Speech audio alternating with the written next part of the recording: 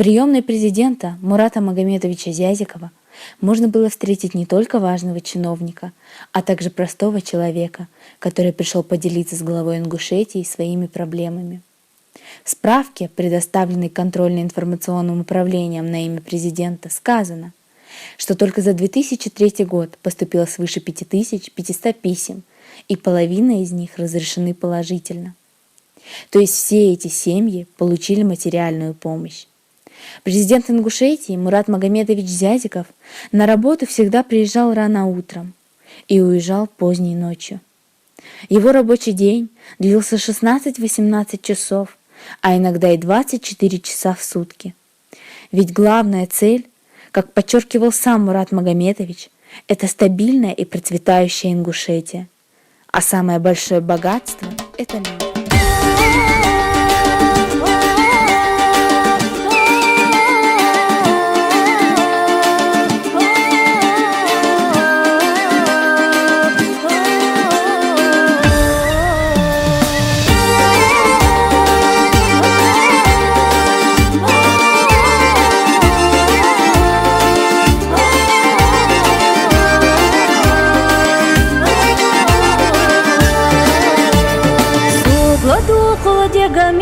Савя жари жари шенсиляр хазда ол ерхоз голгай илли лахлат деш qamанси хайқунахи мехкари силен хкжда шунб қаныш яхдина цадайхати ярили сайили ашахид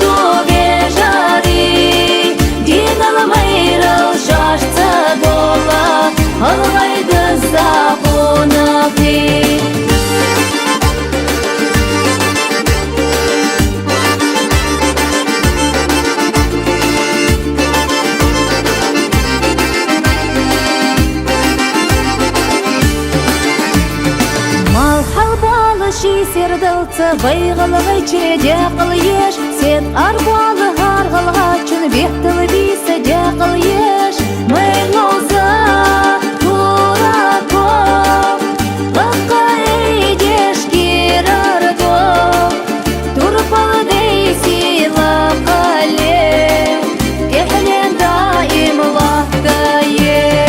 Еділі, сейілі, ашағит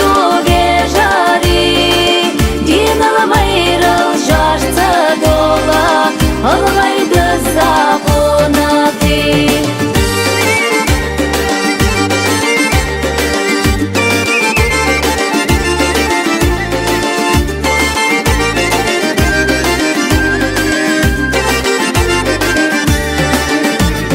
Баркыл алас турпыл қама дұққа дезіш дағыра Пәлівісі қонычдегі хамсыр харығылға Ерілі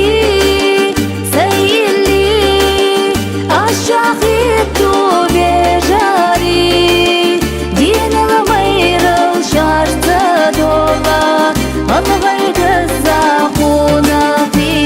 Ерили, сайили, ашахид тубе жари, динал майрал шашца дола, алғайды сақунақи.